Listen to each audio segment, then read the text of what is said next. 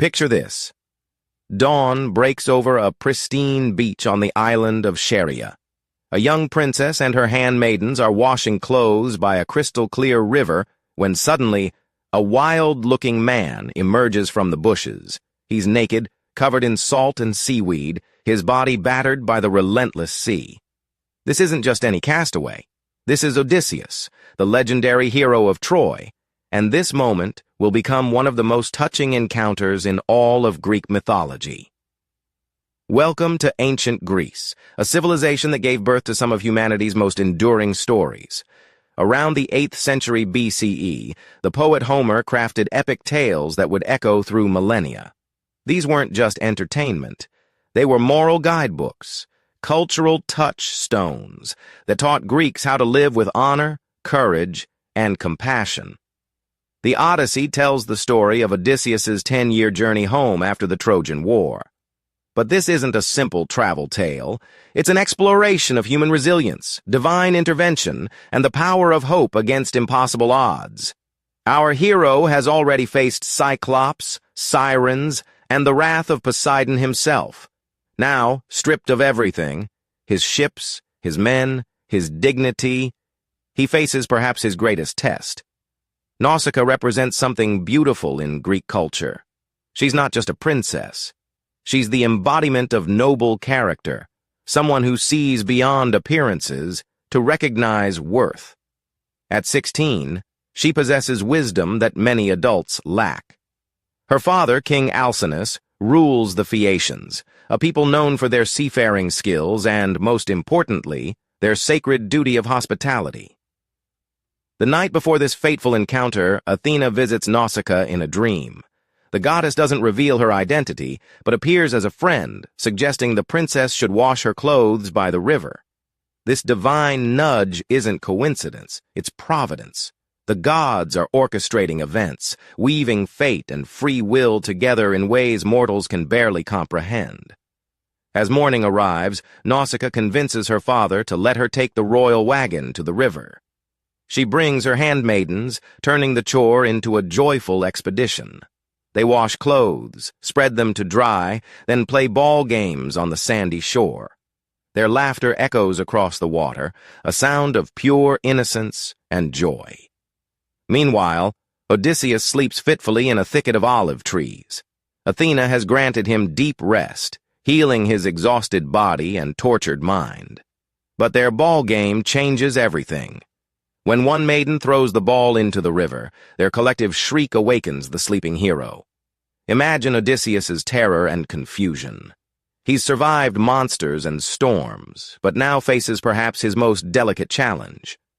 How does a naked, desperate man approach young women without causing panic? How does he maintain dignity when stripped of everything that defines his status? Odysseus breaks off an olive branch to cover himself, a detail that's both practical and symbolic. The olive tree was sacred to Athena, his divine protector. Even in desperation, he maintains connection to the gods. Then he emerges, looking like a mountain lion driven by hunger, his appearance both magnificent and terrifying. The handmaidens scatter in fear, but Nausicaa stands firm. This moment reveals her extraordinary character. While others see only a wild stranger, she recognizes something deeper. Perhaps it's divine inspiration or maybe just innate nobility. But she doesn't flee. Odysseus's speech to Nausicaa is a masterpiece of diplomacy and desperation. He doesn't know if she's mortal or divine, so he covers all possibilities. He compares her to Artemis, the virgin goddess of the hunt, praising her beauty while maintaining respectful distance. He speaks of her future husband's good fortune, appealing to her dreams of marriage and family. But most importantly, he appeals to her sense of justice and compassion. He tells her he's suffered 20 days at sea, that the gods have brought him to her shores. He doesn't demand help. He humbly requests it, acknowledging her power to save or abandon him. Nausicaa's response reveals the best of Greek values. She recognizes that Zeus himself protects strangers and beggars, that helping those in need is a sacred duty. She doesn't just see Odysseus's current state, she perceives his inherent nobility, understanding that circumstances don't define character. She orders her handmaidens to return, providing food, drink, and olive oil for cleansing. This hospitality, called xenia in Greek, was fundamental to their society. It created bonds between strangers, established networks of mutual aid, and honored the gods who might appear in disguise. As Odysseus bathes in the river, Athena works her magic. She makes him taller, more handsome, his hair flowing like hyacinth petals. When he emerges, transformed from wild castaway to noble hero, Nausicaa is amazed. She even wishes aloud that such a man might become her husband. This transformation isn't just physical, it's symbolic. It shows how proper treatment can reveal hidden worth, how compassion can literally transform lives. Nausicaa sees beyond surface appearances to recognize true value, a lesson that resonates across centuries. The princess provides Odysseus with clothes and directions to the palace, but she's careful about appearances. She can't be seen bringing a strange man into the city.